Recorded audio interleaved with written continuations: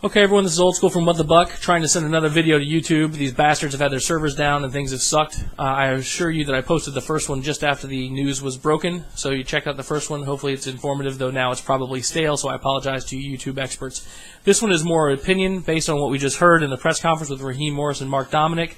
Update on Raheem Morris. He still sounds like a complete dumbass in press conferences. I know he isn't. I have witnessed him coach.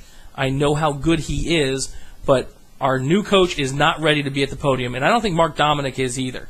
This was a huge move for a franchise to take some guys who are very well recognized with Bucs and Dunn, and I hate having to say Bucs and Dunn all the time because it sounds completely dumb and seems to be catering to a 103.5 crowd for our local listeners here, but to take two guys like that, especially Bucs, who's the face of the franchise, bar none, and just summarily cut them, regardless of whether you come out after the news is broken and talk about how great they were for the franchise.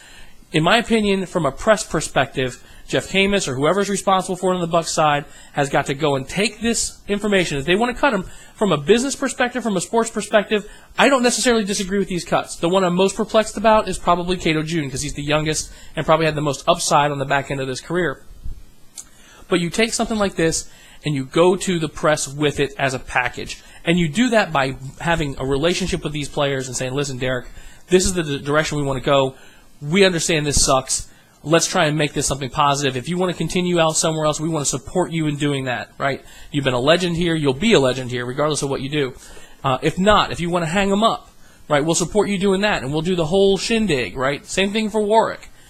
With Joey Galloway and Ike Hilliard, you show them respect as well. These guys put up a lot of numbers for us over a lot of years, and whether you think they can perform next year or not, Jesus, I keep writing Ike off, but every year he comes in as the only guy who can catch the ball on third down. Joey Galloway still blazing fast, except for he seems to be made of tissue paper. But still, you've got to show these guys respect, or the other guys are not going to have respect for the franchise. Now, I appreciate that they seem to have cleared up about $67.5 million in cap space, which gives you the opportunity to go after damn near anybody you want with reckless abandon.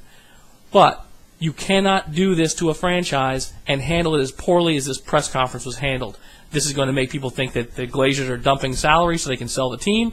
I don't think that's necessarily true. But at the same time, instead of looking like one of the best franchises in the league, you come off looking like a bunch of clowns. And I got to tell you, as much as I love Raheem Morris as a coach, from a coaching perspective anyway, from when I watch him on the sidelines, I watch him at training camp, they had better get Raheem someone to explain to him how to handle press conferences, because that is a big part of what a head coach has to do, is communicate and be the face of the franchise. And right now, he makes Lovie Smith look like Jesse Jackson, right? And I hate to use a racial combination there because someone's going to say, oh, that's a racist comment, you're using a black speaker. No, I'm not. What I'm saying is the ability to be eloquent, get your points across, and do so in a way that inspires confidence is something that other coaches have. John Gruden had it. You may not have liked what he said, but he always had his information. He always conveyed it accurately, or as accurately as he chose to, and directly. Coach Dungy has it. Belichick, different approach. He doesn't care what you think. He's going to tell you what he wants to tell you, and then he's going to leave. He doesn't care, right? But you've got to be a leader for your team, and I don't think you're a leader by going, we've got a direction, and we want to go this direction. Well, it's a youth movement. Well, it's not a youth movement, but we have a direction. Well, what's the direction? Are you changing the defensive scheme? Do these guys no longer fit that scheme? Well, that's funny because you drafted the guys behind them to fit that scheme. So do you just think you can retool those guys because they're younger? None of this made any sense. And because of that, and because, obviously, us fans, we don't have all the information they have, and we were able to deduce this. Someone inside the organization should have known this too and done a better job. I'm going to give the new front office and administration a big F for fail in handling this biggest piece that they've had to do in the offseason, and pray to the God of Bucs fans everywhere that they get their crap together enough to figure out something in free agency and the draft to hopefully ease the pain, because they're not going to fix this. This is worse than the John Lynch situation. It's worse than the Warren Sapp situation. And it does, however, seem to say that as many of you hated the Gruden regime because they were cold-hearted and ruthless, this is the same crap, different regime. So the only consistent thing here we have are the Glazers, and at some point the fingers are going to point towards them. I saw a post over at buckschat.com that you've been Culverhoused.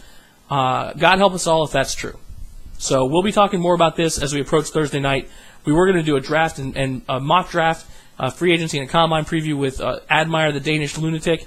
We may still do some of that, but we're going to be talking about this a lot Thursday night at www.whatthebuck.net. Thanks.